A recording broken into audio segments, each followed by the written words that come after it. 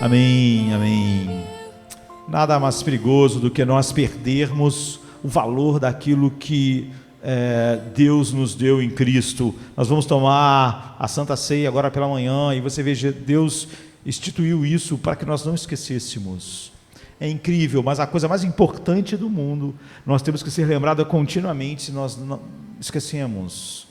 E é fácil nós esquecermos e continuarmos, meio que no automático. E como nós vamos saber? Essa manhã, a ceia é o momento de lembrar. Eu quero lembrar algo. Eu quero lembrar uma das razões pelas quais Jardim da Luz existe e nós estamos nessa manhã cultuando a Deus e porque isso é tão importante para você, de tal maneira que você realmente vai, todas as vezes possível, querer estar no momento de adoração corporativa, se você entendeu aquilo que o Evangelho fez em nossas vidas. O Salmo 95 é um chamado à adoração. Infelizmente, as pessoas, elas fazem uma dicotomia estranha. Parece que nós estamos vivendo uma época que quanto mais as pessoas valorizarem a palavra, elas devem não valorizar a adoração, o cântico corporativo. Muitas pessoas acham que uma grande bênção é um grande sermão com um pequeno momento de louvor. Enquanto que parte da igreja que não se interessa pela verdade pensa que tudo é sobre o grande momento de música e pequena palavra. O mesmo erro está nos dois lugares. E o Salmo 95 fala que você deve ter uma compreensão do que é a adoração. Para que você saiba, você adorou a Deus essa manhã? Todos nós participamos, pelo menos mecanicamente, com nossas mãos, com a nossa voz, das mesmas coisas. Todos nós, membros de Cristo, vamos comer do pão e beber do vinho, mas nós temos como saber se nós estamos adorando a Deus quando fazemos isso? Nós queremos lembrar então dos marcos teológicos da igreja aqui em Jardim da Luz, da igreja de Cristo, da verdadeira igreja de Cristo no mundo.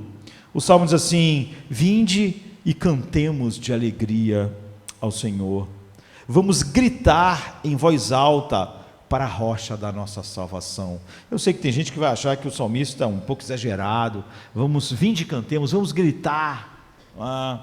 Vamos gritar em voz alta para a rocha da nossa salvação, Cristo.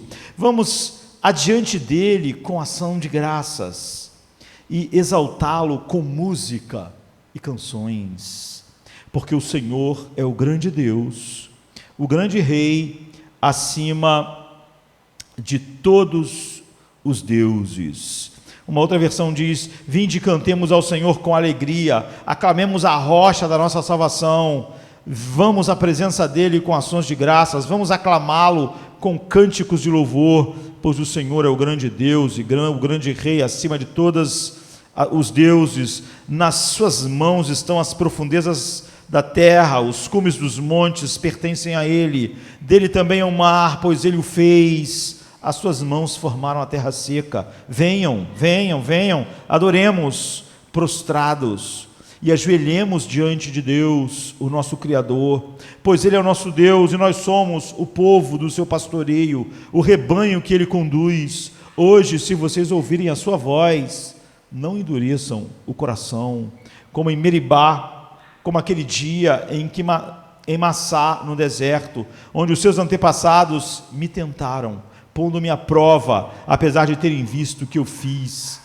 Durante 40 anos fiquei irado contra aquela geração e disse: eles são um povo de coração ingrato, não reconheceram os meus caminhos, por isso eu jurei na minha ira que eles jamais entrarão no meu descanso. O descanso de Deus é Cristo, não é? Eles jamais se deleitarão naquilo que eu me deleito eternamente em meu Filho, porque eles não se deleitaram nele naqueles dias. Então, o segundo mandamento é: não façais qualquer imagem esculpida e não vos inclineis diante delas, porque eu quero a vossa adoração. Essa é a paráfrase. Deus quer a verdadeira adoração. Não vos inclineis diante de imagens esculpidas, porque eu quero a vossa adoração. O segundo mandamento é sobre a importância final da adoração. Nos últimos 2 séculos e pouco, o ser humano, a civilização ocidental que está caindo aos pedaços, ela se afastou, não é? Dessa visão de mundo e afastou-se, chamando todas essas coisas de superstição. Isso dominou o pensamento depois do iluminismo, e isso é óbvio que foi minando toda a visão cristã. Então, durante a Revolução Francesa, na Catedral de Notre-Dame, que pegou fogo agora há pouco tempo e foi destruída, né? Vão reconstruir, a deusa da razão foi coroada no lugar que era um símbolo do cristianismo. E por quê? Porque essa ideia tomou conta final da nossa cultura. É a mentalidade que vem sobre nós nesses 2 últimos séculos. Eles pensavam, quando os seres humanos eram primitivos, quando eles não tinham ideia quais os problemas realmente da alma, da química do cérebro, da criação, das estrelas, da astronomia, da física, nós precisávamos de Deus, precisávamos de algo religioso para lidar com a natureza, que parece ser muito maior do que nós, muito assustadora do que nós. Essa, por exemplo, é a explicação de Freud da religião existir. O homem tinha medo de lidar com as coisas incontroláveis da natureza, furacão, terremoto. Então ele começou a atribuir a essas coisas uma racionalidade. Então eles criaram o Deus do furacão, o Deus da chuva, o Deus do não sei o quê. E depois, para facilitar a visão judaico-cristã, ele era judeu, né, Freud, disse que existe um só Deus, porque aí você não tinha que ficar negociando com o Deus do furacão, o Deus da chuva, o Deus do sol, o Deus da colheita. Se você criasse um Deus que é um Deus só, então ele controla tudo. Essa era a visão dele. Ele disse que é por isso que existe religião, porque nós estamos dizendo, nós sabemos que não existe nada maior do que nós. Era o pensamento dele como fruto disso. Não há nada além de nós, tudo pode ser examinado, não há nada além de química em nosso corpo, não há nada além de matéria. Apesar de falarem de alma, ou estudo da alma, não acreditam que existe uma alma. Na verdade, só estão falando metaforicamente. O que o materialismo acredita, do pensamento humanista secular, é que o homem é só um amontoado químico. Eu estava vendo esses dias um prêmio Nobel falando, e ele disse, na verdade, nós repetimos para nós mesmos algo que nós, no fundo, não cremos. Nós podemos reproduzir no laboratório tudo que tem no corpo humano quimicamente, mas o que acontece é que quando a gente coloca todas essas coisas juntas, não há vida. A vida é um mistério para nós, porque aquelas coisas não agem de maneira com que elas deviam agir.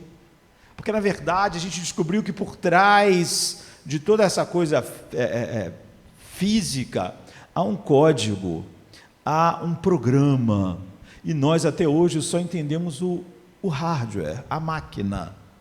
Mas o programa, não é? Como um computador tem que ter um programa dentro dele, feito por um programador, para que cada coisa que está ali faça o que tem que fazer, a gente não tem a menor ideia do que é.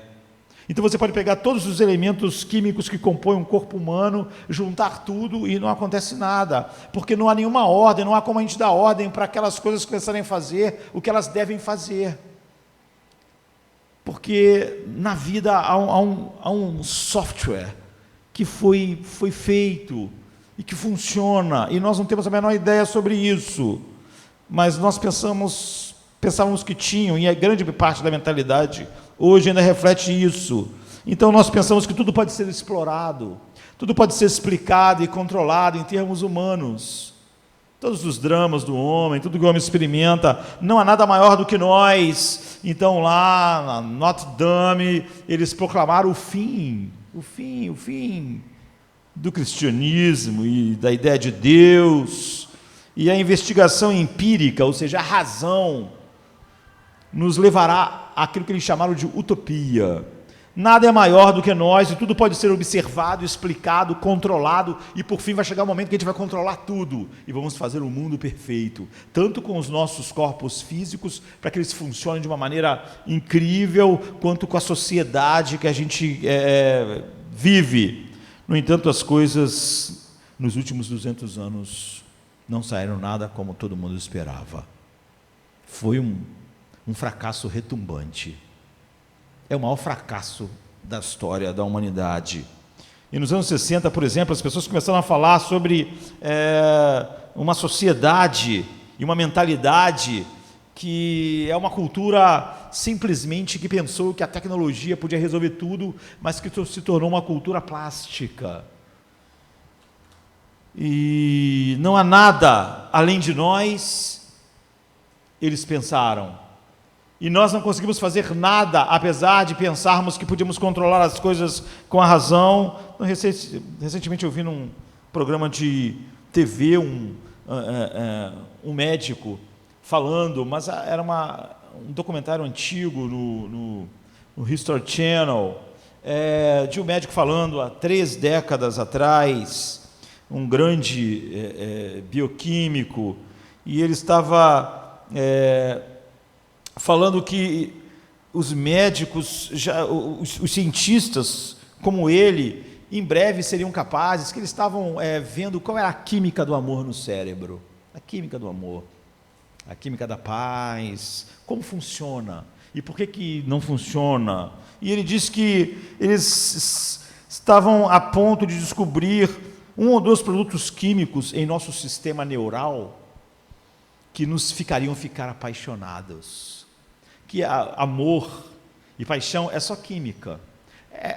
A essência do materialismo é que o homem é só química, é só reações químicas. E ele disse que estavam descobrindo, 30 anos atrás, e que os 2 produtos químicos em nosso sistema neural que produzem aquilo que a gente chama ficar apaixonado, ou amar. E ele basicamente disse que provavelmente, em breve, eles, em alguns poucos anos, 5, 6 anos, isso há 30 anos atrás, eles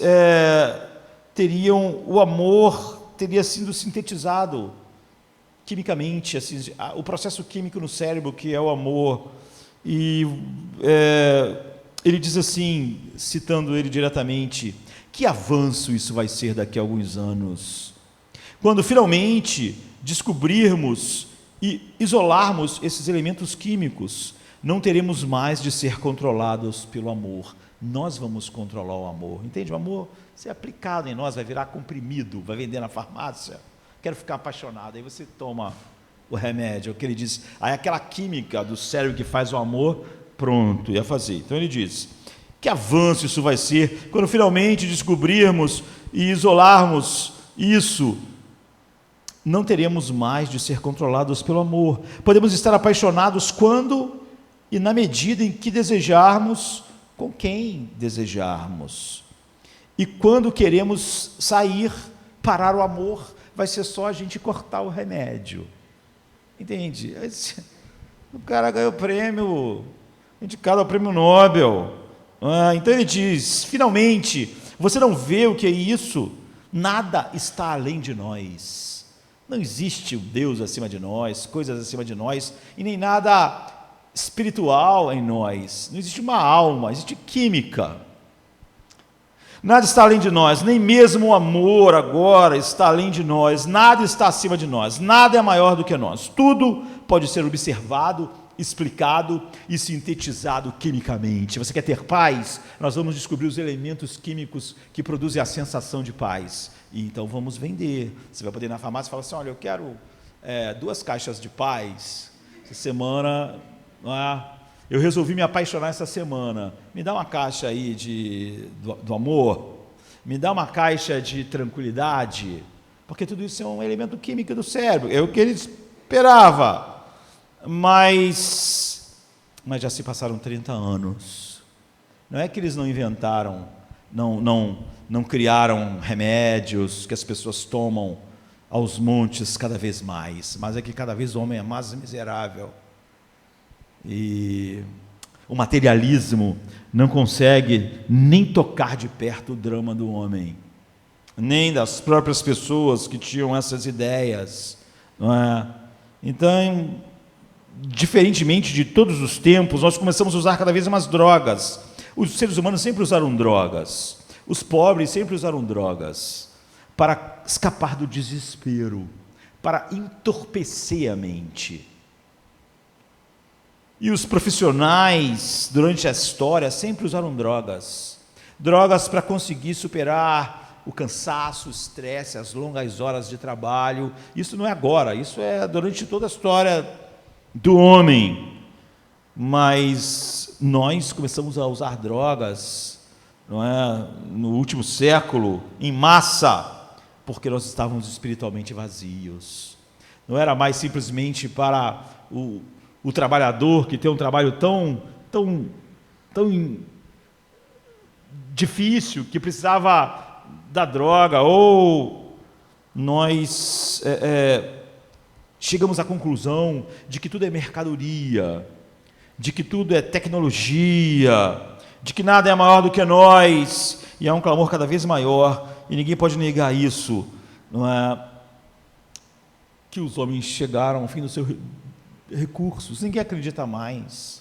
Ninguém acredita mais que um cientista vai criar a pílula do amor, a química do cérebro para você sentir amor, e a química do cérebro para você sentir paz, e a química do cérebro para você ter tranquilidade, e uma droga que vai fazer você, o mundo inteiro, tomar aquela droga e ninguém mais ser egoísta, porque há uma química do egoísmo lá, né, por causa que será importante na preservação da espécie, e há química, não existe o pecado, existe esses monte de reações químicas, e tudo é um monte de reações químicas porque não há uma alma. Então, Aldous Huxley, que é um famoso escritor inglês de uma família super importante, filósofo, ele se formou em Oxford com honra e se tornou um grande filósofo e mestre em literatura, e ele disse que ele acreditou nisso, que nada é maior do que nós, que tudo pode ser examinado, tudo pode ser sintetizado. Ele era uma pessoa genial, mas no final da sua vida ele se tornou budista, e ele disse: a única coisa que salvará a humanidade de se destruir é encontrar algo além da matéria, além daquilo que a gente achou que podia controlar, além da química dos nossos corpos. Se não houver algo além disso, ele chama isso de misticismo, né? Algo que esteja além daquilo que a gente imaginou. Ele estava simplesmente usando essa palavra para falar: a gente precisa de algo que é invisível, algo que não é manipulável, algo que nós não podemos mexer. Eu não sou apenas, Huxley diz, um corpo.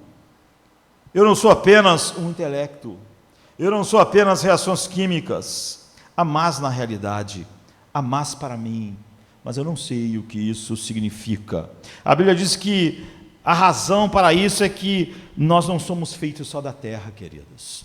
Apesar de em nossos corpos ter todos os elementos químicos que estão na terra, não é? Apesar de a Bíblia falar que nossos corpos foram formados do pó da terra, nós não fomos feitos só da terra, nós fomos feitos do céu.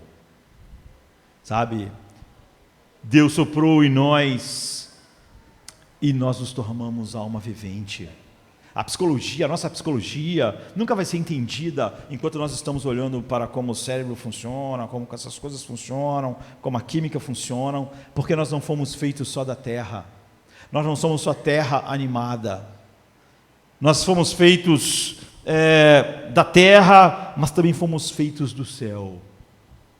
Foi soprado o céu em nós. E é aí que nós passamos a existir. Nós precisamos de adorar, nós precisamos de adoração.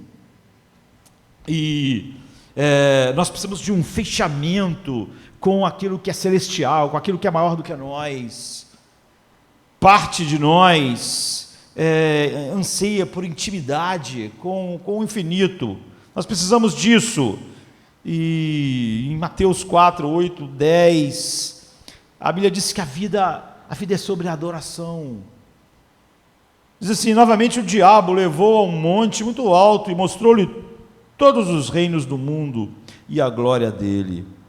E disse-lhe: tudo isso te darei se prostrares e me adorares. Disse-lhe Jesus: vai-te, Satanás, porque está escrito: adorarás ao Senhor teu Deus e somente a ele servirás.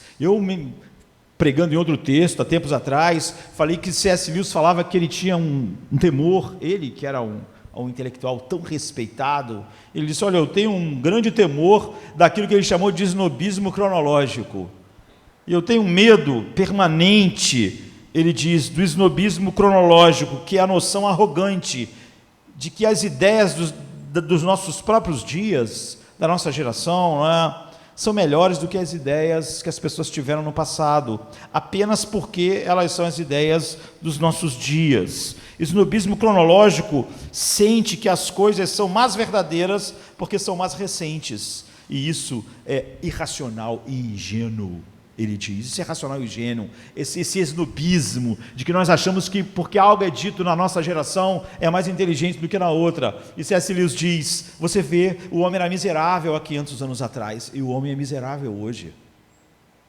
A ideia de que nós descobrimos algo que mudaria as coisas só faz de nós tolos.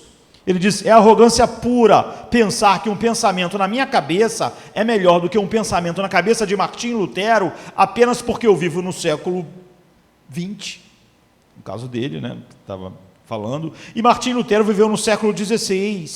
Ele diz: não há conexão lógica entre a verdade da nossa visão e o século em que Deus nos colocou. Não há nenhuma relação entre o século em que eu estou e a verdade. Por isso, eu achar que uma ideia na minha cabeça ela é mais importante, explica melhor as coisas do que os pensamentos na mente de Lutero do século XVI, ele diz: é puro snobismo. Daqui a 200 anos vão achar que eles pensam coisas mais profundas do que nós no século XXI, mas isso será idiotice, porque o ser humano vai de mal a pior.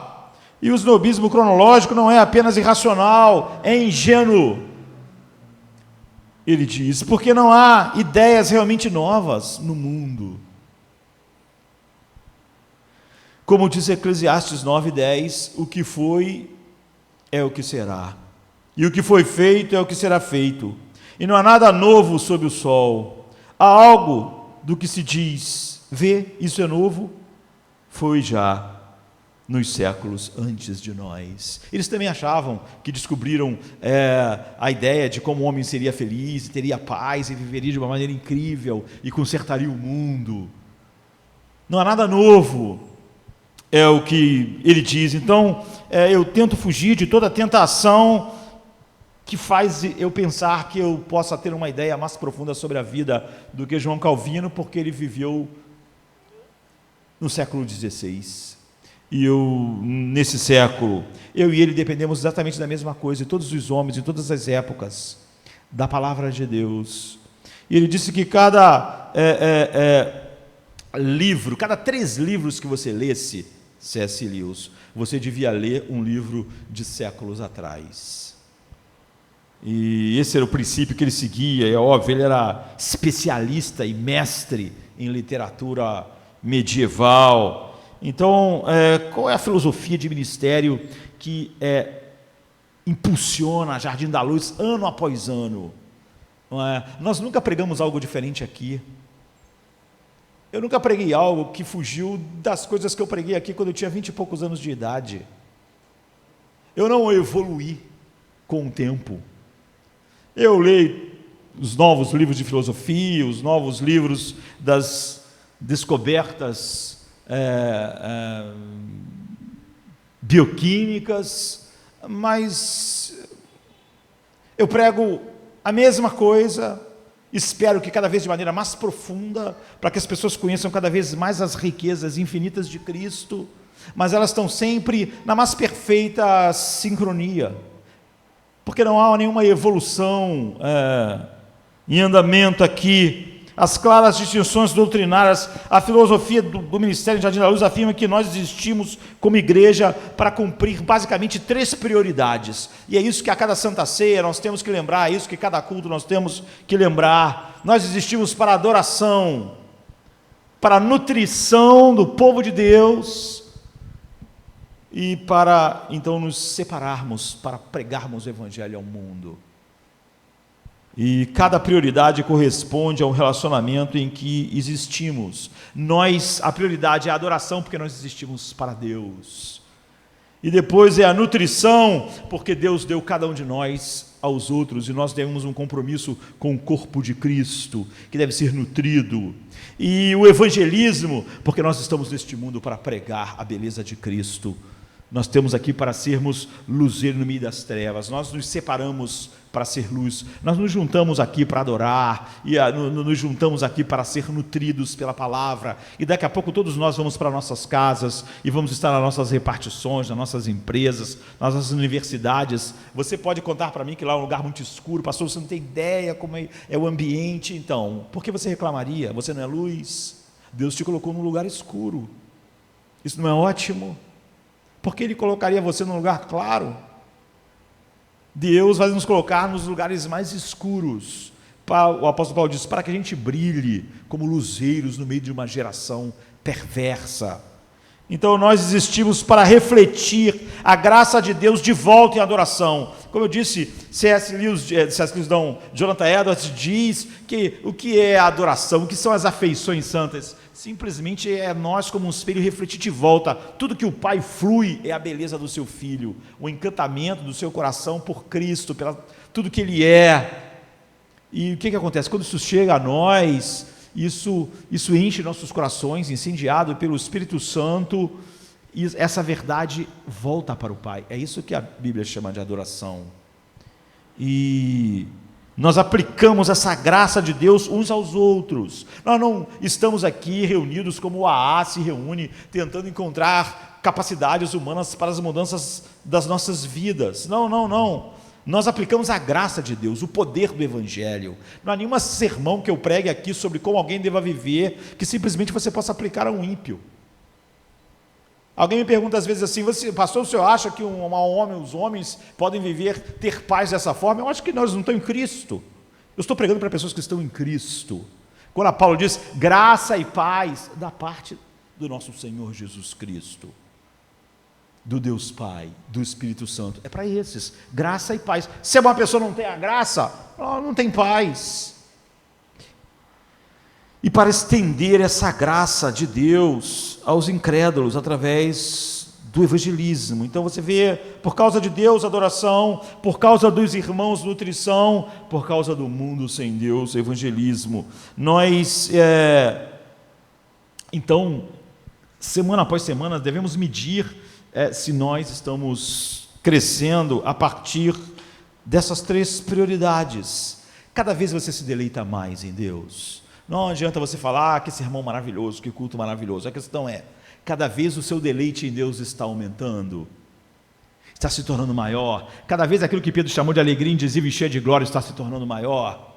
Então você está crescendo. Se não está, você não está.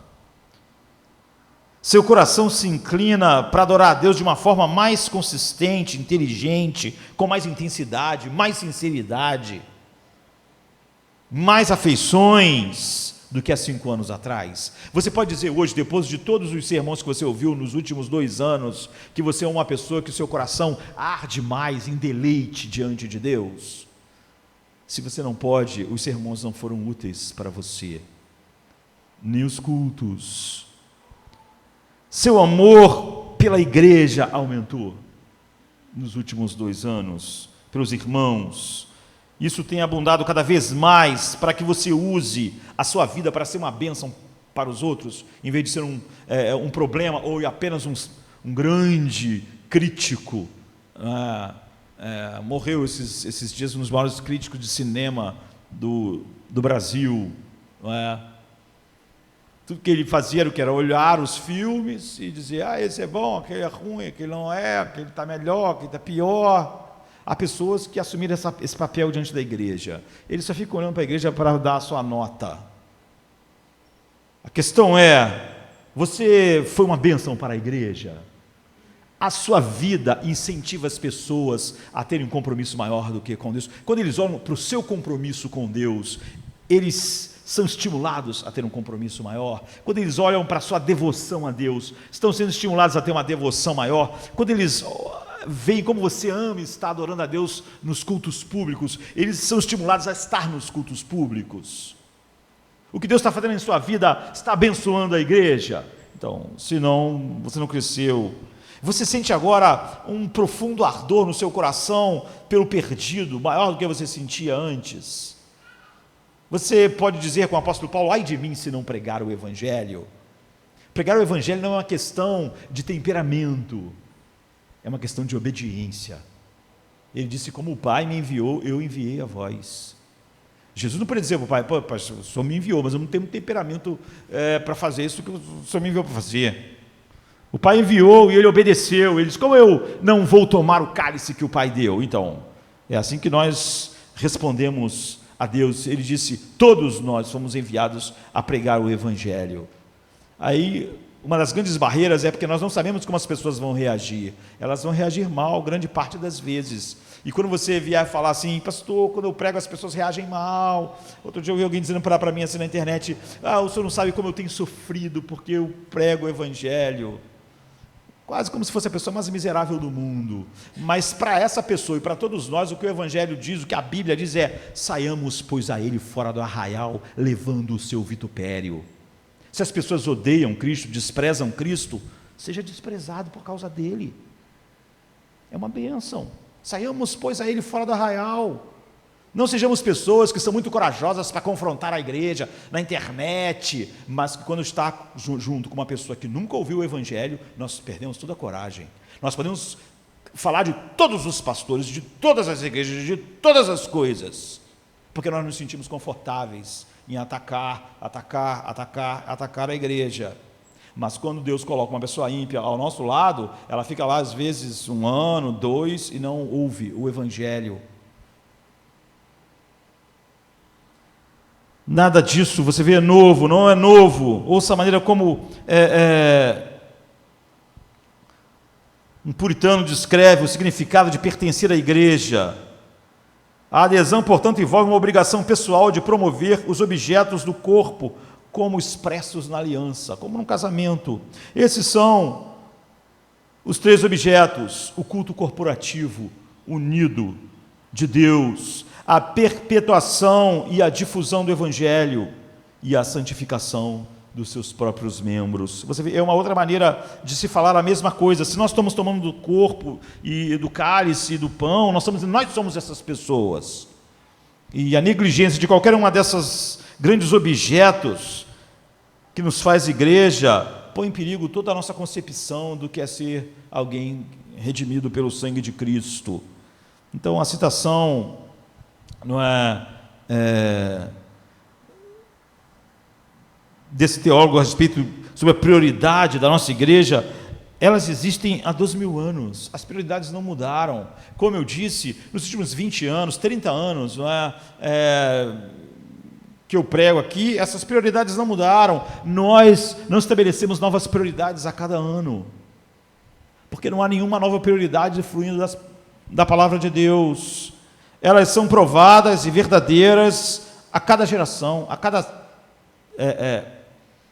século. A única coisa que é feito é passar a tocha do evangelho para a próxima geração, enquanto nós saímos do palco. Não deve nos incomodar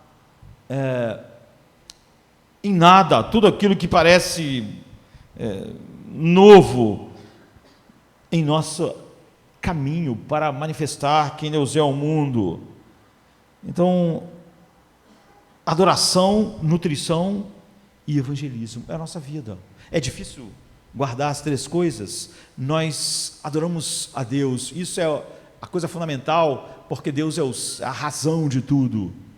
Nós temos nutrição, porque o povo de Deus precisa ser nutrido da verdade para adorar a Deus de fato. E evangelismo, porque Deus nos colocou no mundo para que Ele chame todos aqueles que Ele deu ao seu Filho. Portanto, o nosso plano é dedicar sempre sermões que, de alguma maneira, coloquem essas três prioridades em avanço. E hoje, nesses minutos antes da Santa Ceia, olhamos para a adoração. A gente lê o texto: novamente o diabo levou um monte muito alto e mostrou-lhe todos os reinos do mundo e a glória deles, e disse-lhe: tudo isso te darei se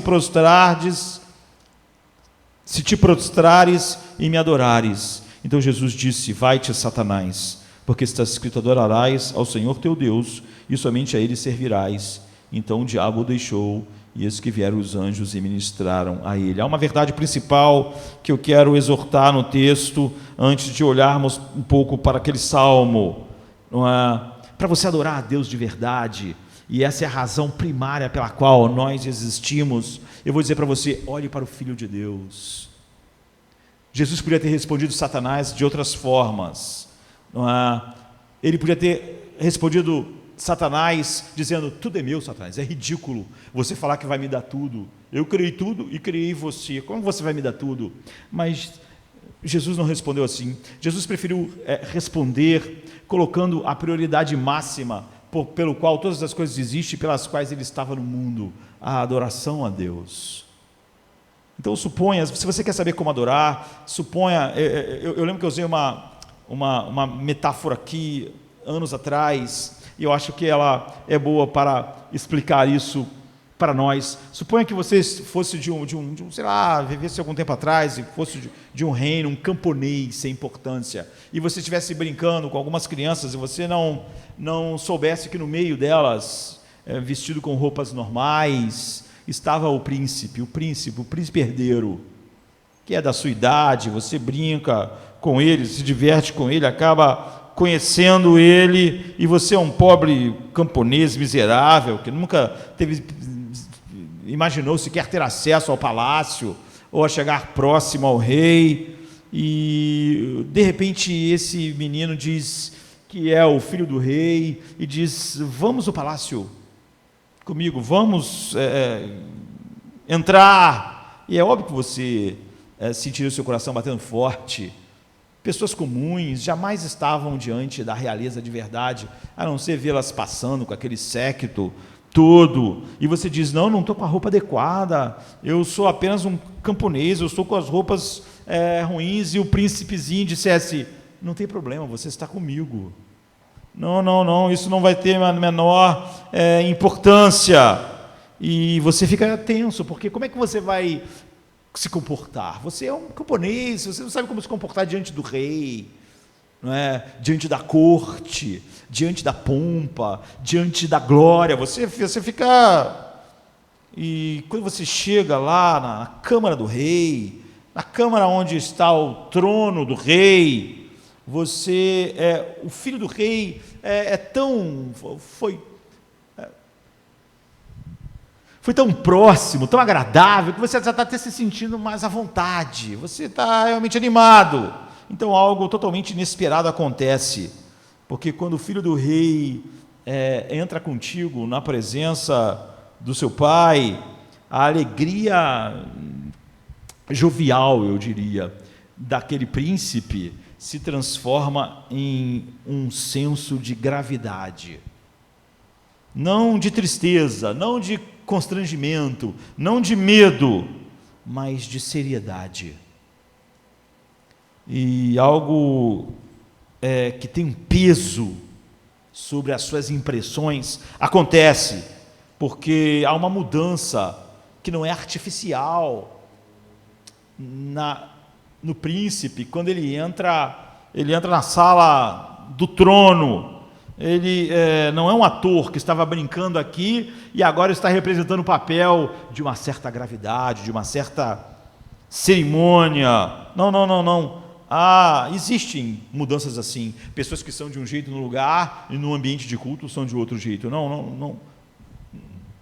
Não é essa mudança artificial, não é? Mas é como quando você vai com amigos escalar, sei lá, uma dos 7 picos mais importantes do mundo, como os alpinistas gostam de fazer, enquanto não completa esses 7, parece não serem felizes. Eu nem sei por que alguém gosta de subir no pico de uma montanha, olhar, ficar alguns segundos e descer de novo. Mas é assim. Mas imagine que você está indo de carro, e você está rindo no carro, e você está brincando com a equipe de pessoas, com toda aquela parafernália, toda a preparação, e de repente, numa curva, no meio da geografia da região, finalmente você vê a montanha. Você vê aquela montanha imponente, altíssima. Então você diz, no carro, onde estava havendo muita brincadeira, há um silêncio ao ver a montanha. Não é um silêncio artificial, você vê, é simplesmente você estar diante daquilo que é enorme, daquilo que você sabe que daqui a pouco você terá um contato. Então, quando você chega diante do rei, o príncipe que te convidou para estar diante do rei, você vê o príncipe se prostrar diante do seu pai. Então, você percebe como você deve se comportar. Se o filho do rei se inclinou diante do seu pai, você sabe que esse é o caminho para estar diante do rei. Então você vê, não precisa de uma grande corrente de raciocínio e estudo para saber como se comportar diante do rei. Você está olhando para o príncipe, você olha como ele faz. Aquele camponês nunca leu isso num livro, a mãe dele nunca ensinou a ele, mas ele viu o filho do rei se inclinando, ele viu a gravidade. Então olhe para a resposta de Jesus a Satanás. Cristo não disse, eu sou dono de tudo, como assim me dá toda a terra? Eu sou dono de tudo, eu sou dono até de você, mas eu sou o Criador, nada do que foi feito sem mim, eu sustento todas as coisas pela palavra do meu poder. Ele poderia ter dito isso era verdade, isso calaria Satanás, isso acabaria também com o que estava acontecendo. Mas o que ele disse a Satanás é algo mais profundo, é algo que quando você vê o príncipe eterno, não é? O príncipe da paz, o leão da tribo de Judá fazendo, isso coloca em seu coração algo incrível. Ele está dizendo a Satanás, meu pai deu um mandamento, de que só a ele o homem deve adorar e obedecer, e é isso que eu faço. Fim. E aqui a gente está hoje reunido, camponeses sujos, totalmente indignos de comparecer diante do rei. Tudo que nós fizemos despertou a ira do rei. Nós somos traidores, nós merecemos a punição do rei, nós merecemos a fúria do rei, e nós merecemos a morte pelo que fizemos ao rei. E nada pode ser mais claro para nós, se o próprio Filho de Deus reverencia o seu pai como ele reverencia, como nós devemos ser, o que deve inspirar os nossos corações. Você vai ver que Jesus sempre que fala sobre o Pai diz, Pai Santo. Você vai ver Jesus ajoelhado no Getsêmani. Não é estranho ver Deus ajoelhado? Adoração a Deus é o dever de todos os seres humanos. Mas você vê que a Trindade, Deus eternamente existe para a sua própria glória, mas Deus não é autocentrado, porque Deus é uma trindade. Jesus é totalmente inclinado para o Pai, e o Pai é totalmente inclinado para o Filho, e o Espírito, nenhum deles é auto-inclinado. Tudo que eles fazem é para a glória de Deus, mas você vê, tudo que Cristo faz é para a glória do Pai é para a glória do Filho, e o Espírito Santo. Portanto, tudo que Deus faz é para a sua própria glória, mas não é uma coisa autocentrada, não tem nada a ver com o ser humano ser autocentrado. A adoração é a prioridade número 1 da existência. Se alguém me perguntasse o que é mais importante, o sermão ou o momento de adoração, eu não teria nenhuma dúvida de dizer que é o momento de adoração. E eu sou a pessoa que talvez pregue os sermões mais longos, não é, dos nossos dias. A razão que eu digo é que é o número um, é que o sermão é só para te levar a adorar a Deus. Ele só tem o seu objetivo, de você ficar tão encantado com a beleza de Cristo, que o seu coração se derrame em verdadeira adoração. Você vê, o sermão ele não é um fim em si mesmo, ele não é para você fazer uma autoavaliação, olha que coisa, essa doutrina realmente é incrível. Se isso que aconteceu foi um fracasso retumbante, porque o propósito do sermão é a adoração. Mas a adoração, qual é o propósito dela? Não tem um propósito para ela, ela é o fim. Ela é o fim para o qual eu fui criado. Ela é o fim para o qual Jesus aponta. Nutrir não é definitivo. Toda pregação visa nutrir vocês, mas só para vocês serem adoradores. A prioridade da educação ou edificação não é definitiva. Não é o fim em si mesmo. É um meio. É só um meio de construir fé, visão da glória de Deus, do amor de Deus, da beleza de Deus. Mas a razão pela qual a fé é valiosa é porque ela se concentra em Deus, magnifica a suficiência de Deus e reflete em afeições santas a beleza de Deus. Ou então o sermão não tem nenhum propósito. Paulo diz assim em Romanos 4:20, mesmo assim não duvidou nem foi incrédulo em relação às promessas de Deus, mas foi fortalecido em sua fé e deu glória a Deus. É por isso que o homem deve ser fortalecido em sua fé, é por isso que ele deve ser conhecido, para quê? Para que Deus seja glorificado, seja mostrado como grande para ele, satisfação, consolo, deleite, paz. E a razão pela qual o amor é valioso é porque é o transbordamento e a evidência da fé, que leva as pessoas a dar glória a Deus. Então a educação não é definitiva, ela é crucial, porque não há verdadeira adoração sem verdadeiro conhecimento a Deus. Você não pode adorar de fato um Deus que você não conhece. Então há uma prioridade em ensinar, em conhecer Deus, mas não é a coisa número um, não é a coisa final. O evangelismo não é nem de longe a coisa final, nem definitiva, não é a prioridade da existência da igreja. Está lá, é um objetivo na qual todos nós somos responsáveis. Mas o evangelismo só tem o objetivo de reunir os eleitos para adorarem a Deus em espírito e em verdade. Reunir os eleitos para glorificarem Cristo, se deleitarem em Cristo e mostrar ao mundo que Cristo é melhor do que a vida. É só por isso que é o evangelismo, não tem nada a ver com o homem, ou com o que o homem merece. O homem não merece ser salvo, nem evangelizado, eu e você não merecíamos. Mas Cristo merece o louvor perfeito de todos os eleitos, e Deus chama eles através da nossa pregação. Somente a prioridade do culto final, que tem um propósito em si mesmo, é a adoração a Deus. Adoração a Deus. Então, eu tornaria a verdade o nosso texto mais precisa. Adoração a Deus é o dever final de todos os seres humanos. Aqueles que foram levados por graça a adorá-lo em espírito e verdade têm a felicidade final, porque os nossos corações foram feitos para desfrutar dele.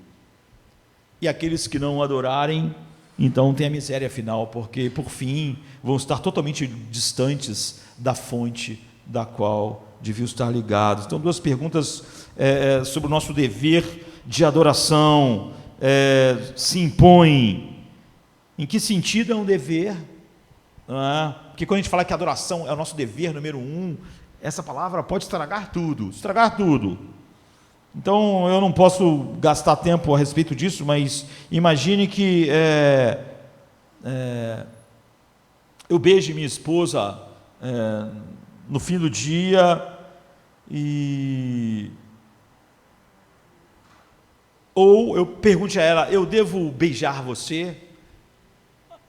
Ela responderia, você deve, mas não como um dever. Porque se isso é um dever, isso já não é a expressão daquilo que realmente satisfaz o coração do outro. A adoração é uma obrigação? Essa é a razão porque o homem está perdido? Tendo conhecido Deus como Deus, não o glorificaram como Deus. Essa é a característica daqueles que foram salvos, porque o que caracterizava eles é que eles não glorificaram Deus e agora eles glorificam. Agora, não é o tipo de obrigação que diz, olha, não é o que eu mais gosto de fazer, não é o que eu faria, não é o meu maior deleite, mas é o meu dever. E eu sempre cumpro o meu dever. Eu sou uma pessoa correta, eu faço as coisas certas. Jesus devastou a adoração do povo de Israel, porque ela era feita assim. Este povo me honra com os lábios, mas o seu coração está longe de mim, em vão me adoram. Eles adoravam, mas era inútil. Por quê? Porque era um dever, porque não era um prazer, porque as pessoas não podiam dizer, ó, o meu maior prazer é estar com o povo de Deus em adoração. Eles não podiam dizer isso e Deus olhar para o coração deles e dizer, é verdade. Aquelas pessoas faziam isso, mas aquilo era só algo que elas tinham que fazer. Era difícil até, era visto até como uma disciplina, como muitas pessoas veem em estar assim numa manhã de domingo, numa noite de domingo, numa noite de quinta-feira. É um dever, é algo que nós devemos fazer. Há coisas que não são deveres, não é? Eu não tenho nenhum dever de ir ao Maracanã, mas eu vou porque eu gosto. Mas essa é um dever, e um dever é dever, mas é um dever de uma maneira totalmente diferente. É um dever você sentir amor por Deus, é um dever você sentir emoções e afetos e afeições verdadeiras por Deus. É um dever de uma maneira que C.S. Lewis falou disso numa carta a Sheldon Van Auken, quando ele disse, é um dever cristão, como você sabe, cada cristão deve ser infinitamente feliz em Deus. É um dever. Ou James Taylor, que diz, Deus nos ameaça com coisas terríveis, se nós não somos felizes nele. Bem-aventurado é um homem que tem o seu prazer em Deus, e ele nos ameaça com as coisas mais terríveis, se nós não somos felizes nele. Ou como o salmista diz, deleita-te no Senhor, sinta prazer imenso nele. Isso é um dever. Em outras palavras, é dever adorar, é dever se tornar uma pessoa que tem um deleite final em Deus, mas você sabe que essas coisas não podem ser produzidas, você precisa de um novo coração. E se a adoração deve vir de dentro, e a adoração é o nosso dever número 1 em toda a vida, e você não encontra isso vindo de dentro de você, então você precisa nascer de novo. Então a única coisa que Jesus tem para dizer para você nesta manhã, e para mim, é o que disse a Nicodemos, necessário é você nascer de novo. Você precisa de ter um coração que me ame, um coração que se deleite, um coração que tenha prazer. Deus disse, eu darei a eles um novo coração para que me amem. E como então devemos adorar como igreja? Não podemos nos alongar corporativamente, e não apenas em privado, devemos adorar juntos, não apenas em particular. O culto público, o que vamos fazer hoje, a Santa Ceia, privadamente nós temos que adorar a Deus, e isso enche os nossos corações. Mas a Bíblia diz assim no Salmo 149, cantai ao Senhor um cântico novo, o seu louvor na Assembleia dos Santos. Somos ordenados por Deus a cantar louvores a Deus na Assembleia dos Santos, dos redimidos, com a igreja. Alguns podem dizer, olha, eu posso adorar a Deus melhor sozinho, na floresta, no lago, na montanha, na praia, na natureza. Talvez você possa, mas eu duvido que você faça isso, se você não faz isso que a Bíblia diz. Deus nos livre de qualquer um de nós ser negados nossos encontros pessoais, profundos e contínuos com Deus. Mas o teste de qualquer experiência de Deus genuína, ou simplesmente um auto estético que se inclina a obedecer a Deus, está nesse fato, nesse ponto. Se você não sair, você disse assim, olha, eu posso adorar a Deus num lago, olhando o lago, você pode.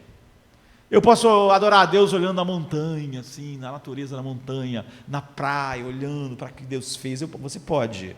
Agora, se você não sair desse momento que você diz ter, de adoração, na praia, no lago, na montanha, no seu quarto, com um profundo desejo de adorar a Deus junto com todos os santos, você não adorou a Deus no lago.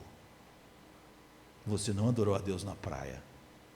Você não adora a Deus sozinho. Se não há um profundo desejo de estar reunido com aqueles que o sangue de Cristo comprou, adorando o Cordeiro, eu posso te dizer com certeza, com a Bíblia, que você não adora a Deus quando está sozinho, porque esse é o mandamento do amor de Deus.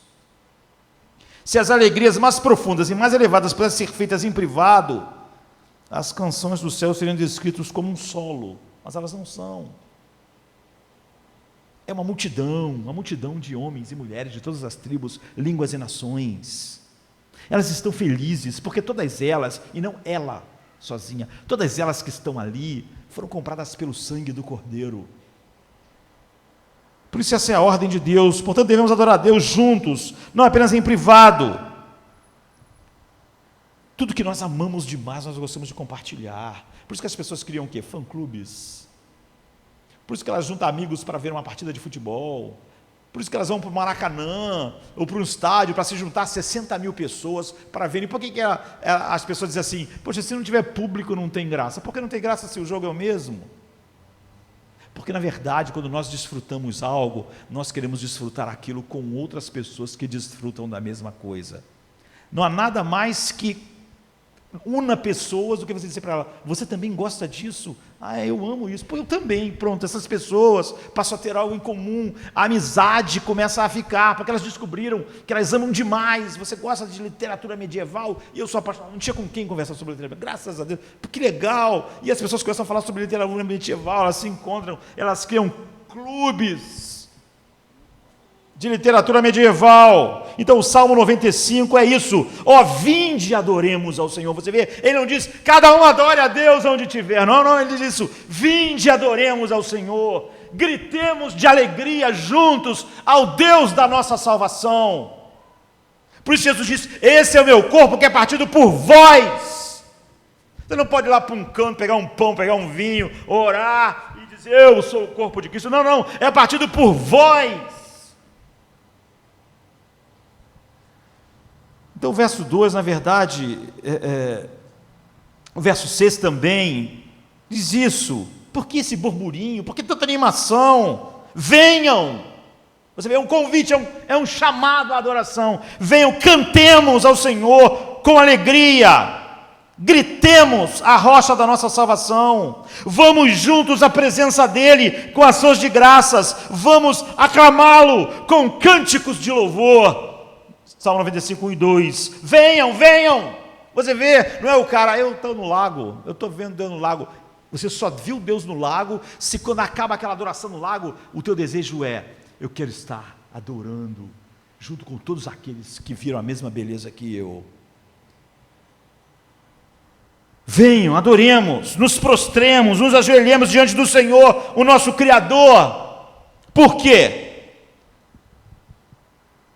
É tão importante que temos que nos despertar. Nós temos que dizer para o outro, junto com os outros, quão belo Cristo é. Nós não suportamos guardar tanta beleza só para nós. Sabe? Olha, abre a internet, veja que se alguém que acompanha alguma série simplesmente não gosta de falar sobre ela com outras pessoas. Há páginas sobre a série. As pessoas seguem lá, as pessoas discutem. As pessoas falam sobre a sua ansiedade para chegar a hora de começar tudo de novo. Onde estamos indo? Ele diz no versículo 2, essa é uma das versões, vamos ante a Ele. Ele está literalmente dizendo, e isso é perdido aqui, vamos ante a sua penima, ou vamos juntos ante a sua face, vamos estar juntos diante da face de Deus.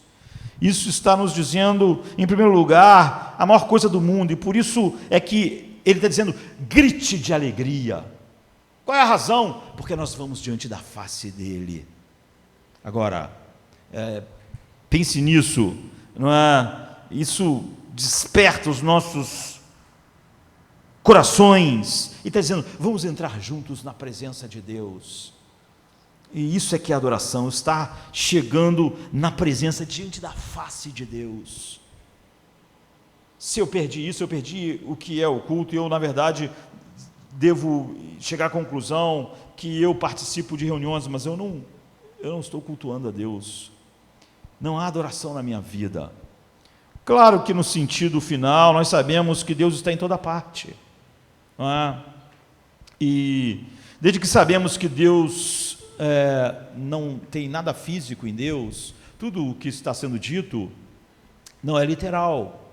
Deus não tem mão, braço, perna, boca, ouvido e nenhuma face. Então, por que vamos diante da face dele? A resposta é que a face de Deus é o lugar onde você pode ter um relacionamento com Deus de verdade, sabe? É o lugar da relação autorrevelada de Deus, é o lugar da intimidade. É isso que o Salmo está dizendo, venha, nós queremos conhecê-lo profundamente juntos, nós queremos ser felizes nele. Você vê, a face é só uma metáfora para isso, porque a face, como eu já disse, é a porta relacional das pessoas. Quando você quer conversar com alguém, Cláudia tem a mania de toda hora brigar comigo quando a gente está jantando. Lá em casa, por alguma razão, eu não sou essas pessoas que acham que isso é uma coisa importante, mas por alguma razão a gente sempre almoça e janta junto. Não é? A gente e um monte de cachorro que tem lá. Mas eu tenho uma propensão a começar a pensar e me desligar das pessoas que estão próximas a mim. Então, antes de ontem, todo dia, Cláudia fala assim para mim, eu não vou falar mais, você não está prestando atenção. Por quê? Porque você vê, ela percebe que a porta relacional não estava aberta, nós estamos todos juntos, mas a minha mente vagou. Nós não estamos diante da face do outro, e eu tenho que ser chamado de volta a isso. Esse tipo de pessoa que está sendo descrita aqui, ela não está só num culto aqui em Jardim da Luz, ela se reuniu, vamos ante a face dele, nós estamos diante da autorrevelação dele. Cada ser humano, por trazer algo da imagem de Deus, isso é uma metáfora incrível, não é? Você pode olhar a obra de um artista e dizer assim, eu conheço esse artista, o cara é especialista em Picasso, ele é especialista num cantor, ele diz assim, eu conheço tudo esse cara, o cara pode ir num quiz e responder tudo, nem a mulher do cara sabe tantas informações como o cara que é fã. O cara é fã do Freddie Mercury, ele sabe tudo sobre o Freddie Mercury, nem as pessoas, a família dele, a mãe dele, sabe tantos detalhes. Agora, essa pessoa podia achar que conhece o Freddie Mercury, mas ele é um estranho para ela, porque a ideia de que conhecer os fatos e a obra de alguém faz você conhecê-lo é uma ideia totalmente fútil. Por isso que o lago ele pode te dar uma ideia assim, um senso assim, como Deus é grande, olha que bonito que ele fez, olha o mar, olha isso, olha aquilo, mas você não conhece Deus assim. Você conhece tanto Deus assim quanto alguém que conhece os quadros. Alguém pode dizer, eu sinto que aqui Picasso estava querendo passar uma certa tristeza, mas ele é um estranho. Você tem a sensação de conhecer o artista, mas conhecer alguém é muito mais complexo que isso, sabe? É tão complexo que quantas vezes esposas ou esposas já disseram para mim, depois de anos casado, é como se eu não conhecesse o meu esposo. Porque, além de você estar face a face, você tem que estar aberto para o outro, senão o outro nunca te conhece. Não é só que você não pode conhecer Freddie Mercury pela sua obra, ou Picasso pela sua obra, ou Mozart pela sua obra. Mesmo se você conviver com aquela pessoa, se aquela pessoa não quiser, você não a conhece. Você não está de fato face a face com ela. E Outro dia eu estava vendo um documentário de alguém num parque nacional, no Colorado, lindo, não é? Quase todas as imagens, eu sou fã de imagens interessantes, e sou um grande colecionador, pode ver, os hinos aqui sempre tem imagens assim, é muito difícil achá-las, mas eu não acho chato procurá-las. Então eu estava vendo, fiquei umas 2 horas vendo imagens num parque no Colorado. Agora, graças a Deus, inventaram essas pessoas, não só a tecnologia, mas as pessoas se dão trabalho de botar uma câmera na cabeça e ficar andando numa trilha durante horas, não é? Então você pode ficar vendo toda a trilha, toda a beleza, toda a coisa, sem nunca ir lá, o que eu acho ótimo, porque eu não quero sair daqui para ir para lugar nenhum. Então, eu fico vendo, e a pessoa estava falando lá sobre aquelas cachoeiras, aquele parque nacional maravilhoso, e ela disse assim, a beleza aqui, a beleza, você não precisa de uma igreja quando está aqui cercado por toda essa beleza. O que ela estava dizendo é o seguinte, porque eu vejo a arte de Deus, eu não preciso da face de Deus. Isso é fútil. Nem o ser humano você pode conhecer assim. Que dirá Deus? É lógico que a música do Freddie Mercury pode te inspirar. A grande música de Beethoven, ou a arte de Michelangelo. Mas você está muito longe de conhecer Michelangelo, porque você está vendo Davi de Michelangelo e sente determinadas emoções. Me sinto emocionado. Tem gente que chora vendo Davi de Michelangelo, mas ele não conhece Michelangelo. Ele não tem nenhuma relação com Michelangelo. Portanto, sempre que a Bíblia fala sobre a face de Deus, significa que é um acesso ao coração de Deus. Que esse acesso é possível que você conheça Deus pelo que Ele é, as suas belezas, não as belezas do que Ele criou.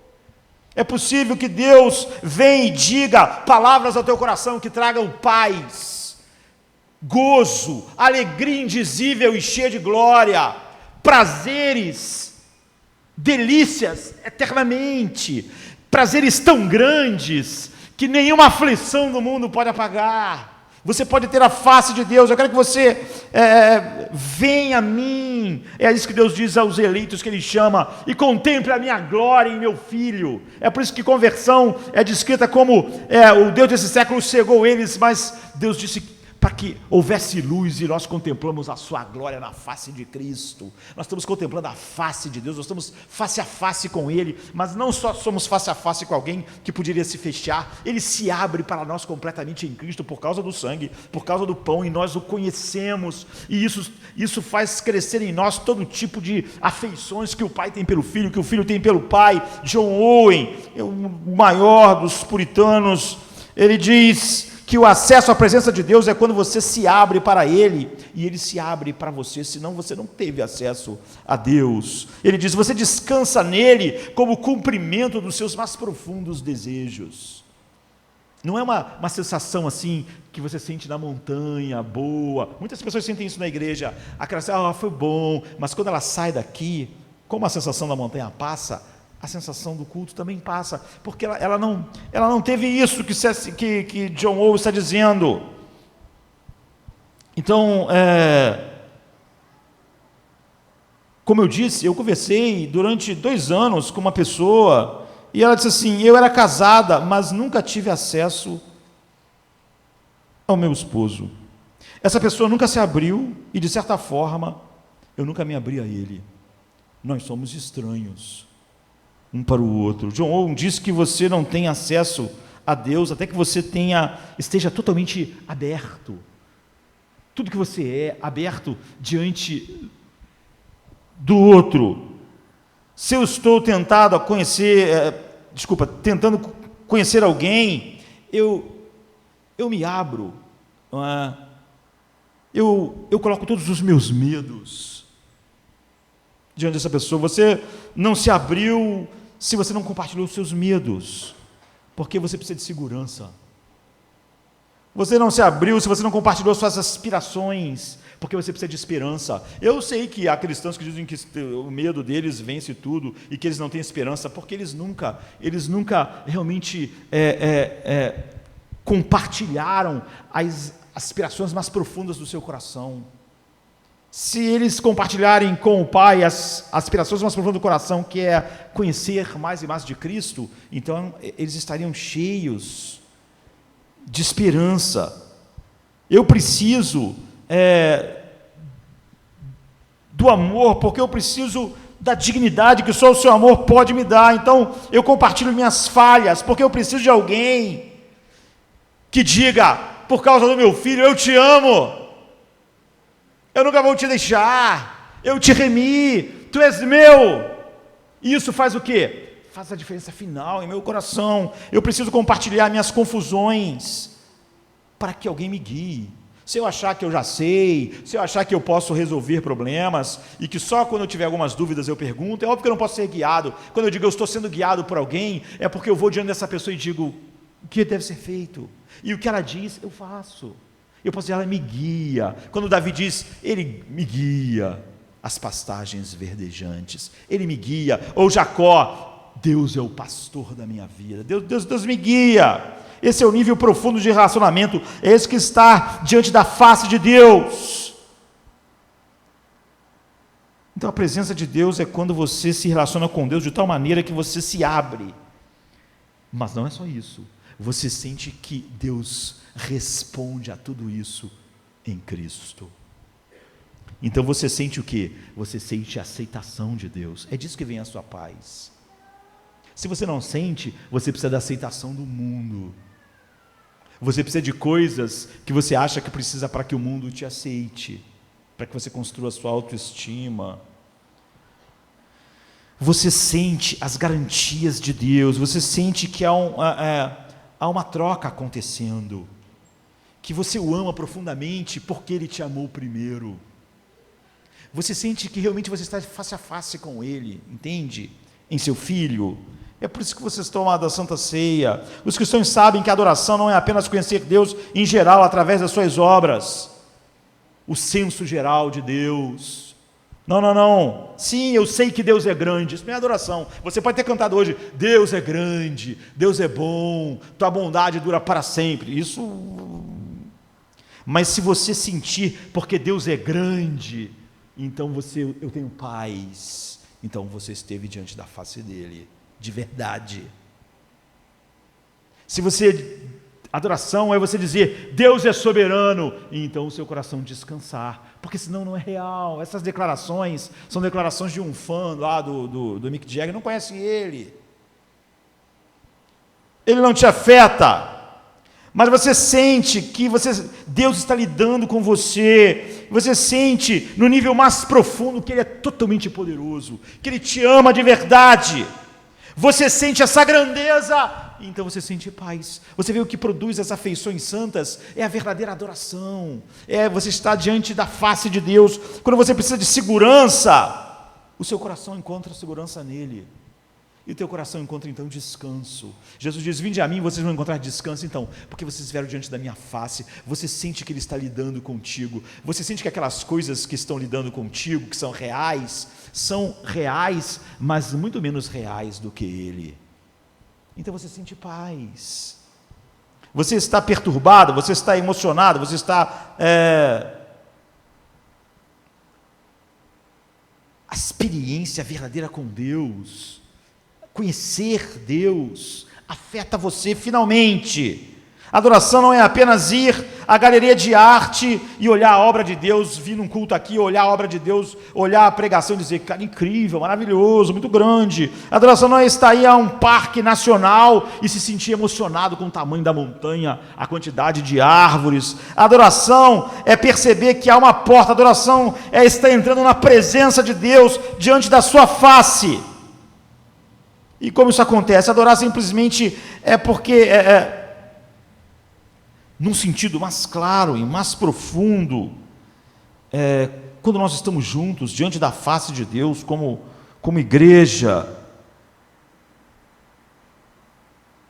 nós sabemos que Deus está lidando diretamente com o nosso coração, e com o coração de todos aqueles que Ele amou em Cristo, e por isso junto nós sentimos as mesmas afeições, que queremos expressar juntos.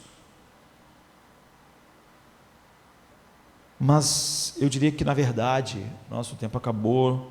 Muitas pessoas não tiveram com Deus nada mais do que uma experiência estética. A experiência que alguém tem ao ver a obra de Michelangelo. Mesmo a cruz para essa pessoa é um fator de admiração, mas aquilo de maneira nenhuma é a percepção de Deus lidando com ela da maneira mais profunda. Você pode ter uma experiência estética ou intelectual, ou uma experiência sentimental. O sermão foi ótimo. Ou as pessoas foram tão legais, eu fui tão bem recebido, o ambiente é tão cordial. Isso não é encontrar Deus face a face. Encontrar Deus face a face é uma coisa solene. É uma coisa que expõe aquilo que é mais profundo em nós a Ele, sente que Ele está lidando com isso, não apenas a presença geral de Deus, mas a presença sacramental de Deus, a revelação pela porta relacional, é contemplar realmente a sua glória na face do seu Filho. Moisés disse assim: o Senhor falou comigo face a face no monte. Como eu disse, Deus não tem face. Quando você está na presença de Deus, quando você está diante da face de Deus, o que Ele está dizendo é que você realmente, Deus está interagindo com as fontes da sua vida, que você tem uma paz que não tinha antes por causa dEle, que você tem um gozo que não tinha antes, que você sabe lidar com todas as coisas por causa dEle. Quais são as marcas que essa adoração deixa? A palavra-chave no Salmo 95, uma preposição. Eles estão louvando, eles estão exaltando, estão gritando. Ele diz: vamos gritar. Eles estão louvando, exaltando a Deus. De onde eles recebem essa exultação tremenda? Vamos diante dele com ações de graças, exaltá-lo com música e canção, porque o Senhor é grande. Deus, o grande Rei, acima de todos os deuses, na sua mão estão as profundezas da terra, o mar é dele, porque ele o fez. Vinde, inclinemo-nos em adoração, vamos nos ajoelhar diante do nosso Criador, porque ele é nosso Deus, e nós somos o seu povo, o povo do seu pasto, e o rebanho do qual ele realmente cuida. A verdade sempre é a fonte, você vê, por isso que a pregação é fundamental, mas a maioria das pessoas as razões que ele dá, por que nós louvamos? Porque ele é grande, porque ele é santo, por causa das belezas dele. A maioria das pessoas hoje, elas buscam espiritualidade na subjetividade. Eu quero sentir uma coisa boa, não é em cima de alguma verdade a respeito de Deus, é a sensação, é subjetivo. A adoração começa com uma visão verdadeira de quem é, e que toca profundamente tudo que nós somos, as fontes da nossa vida, porque o Senhor é grande. Por que você tem paz? Porque o Senhor é grande. Mas isso não é uma coisa estética, a minha alma vê a sua grandeza. Por que você tem paz? Porque Deus é todo poderoso. Por que você sente alegria? Porque Deus é uma fonte infinita de deleite. Você vê, não é algo assim, por quê? Não, isso aqui é místico, é meio misterioso. Não, é a reação, a verdade com Ele. Venham, adoremos, prostremo-nos, ajoelhemos-nos diante do Senhor, nosso Criador. Então Deus é o Criador, mas Ele diz: e nosso Redentor. Criador, essa é a razão pela qual Ele é tão majestoso, no versículo 3 e 5. Então, de repente, o salmista diz: mas Ele é o nosso Deus. Ele não é só o Deus que criou o universo, Ele é o nosso pastor, Ele é o nosso Redentor. O que está acontecendo? O salmista não está ficando animado pela música, pelo ambiente, ele está animado com Deus, com a beleza de Deus. Eu amo música, e Deus criou a música para que as verdades falassem aos nossos corações de uma maneira mais profunda, como nós sabemos que a música faz. Mas você vê, todo o encanto é com Deus e não com a música, não como a música é. Então, quando alguém diz: olha, não conheço muita doutrina sobre Deus, mas eu me alegro em Deus. Isso é fútil. Essa alegria não tem nada a ver, é uma alegria estética. Não é de conhecer Deus. O objetivo da verdade é que ela é a base de nós realmente contemplarmos quem Deus é. Então, quando a verdade se incendeia em nossos corações, isso é adoração. Se alguém não conhece a verdade, ela nunca adorou, ela nunca adora. Quando de repente você descobre a verdade de Deus, isso te muda, e é assim que você mede que você está adorando a Deus. Deixa eu encerrar com uma outra metáfora que eu gosto. Imagine que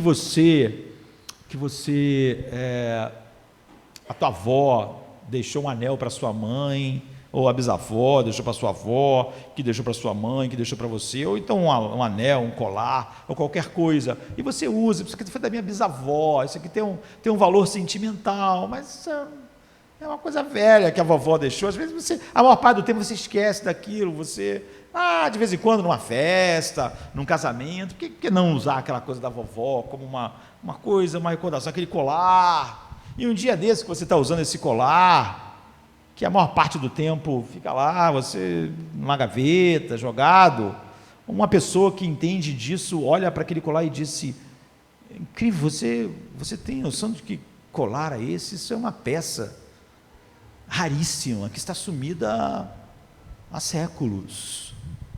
Isso aí tem um valor inestimável. Isso aí vale milhões de dólares. Isso aqui é adoração. Aquilo que para você, quando as pessoas falavam, Deus maravilhoso, contemplar a glória de Deus na face de Cristo e tal, não é? Mas essa pessoa disse para você, é como aquele colar da vovó, mas quando essa pessoa disse para você, isso tem um valor inestimável, isso vale milhões de dólares. Durante a maior parte do tempo, você guardava aquela coisa em qualquer lugar, às vezes você lembrava, onde é que está o colar da vovó? Você não sabia, você ficava procurando, você não sabia onde estava aquilo, aquela coisa velha. Mas agora aquilo tem um valor enorme para você. Você cuida com o maior cuidado. Você sempre sabe onde está, você bota num cofre. Você pensa, esse colar mudou a minha vida, agora minha vida tem outra perspectiva, agora tudo é diferente. Agora você nem imagina perder aquilo é uma coisa valiosa demais. É a mesma coisa. É só porque agora aquilo, você descobriu o valor infinito daquilo, o valor monetário daquilo, e como aqueles milhões de dólares mudaram a sua vida. Você nunca mais vai ser a mesma pessoa com tudo aquilo que aquele colar dá. Então agora você nunca vamos perguntar assim, onde é que está o colar? Sei lá, está jogado para algum lado, nunca mais. Você sabe onde ele está, volta e meia você está pensando nele, pensando em tudo que vai acontecer por causa dele.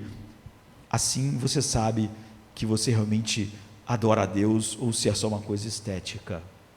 Deus, pastor, tem um valor infinito para você. Você não consegue esquecê-lo em alguma gaveta para tirar ao lado dele num domingo para cantar alguns hinos e ouvir um sermão. Não é? Você agora, a sua vida, de alguma maneira, é totalmente controlada por tudo que você conhece de Deus, e é isso que o Espírito Santo fez em nossos corações. É assim que Deus fez. A adoração é assim para você. Você vê a prioridade da adoração, depois há a prioridade da nutrição e do evangelismo. Essas são as três razões pelas quais Jardim da Luz existe, mas a prioridade da adoração está tão acima de todo o resto, porque todo o resto só existe para isso. E para isso o sangue de Cristo foi derramado, porque essas afeições verdadeiras, como alguém que agora passa a avaliar aquele colar de uma maneira com cuidado, bota a luva para mexer, para botar na caixa, para botar no cofre, é porque aquela pessoa ama muito dinheiro e descobriu que aquele colar vale muito dinheiro. Agora tudo naquele colar é importante.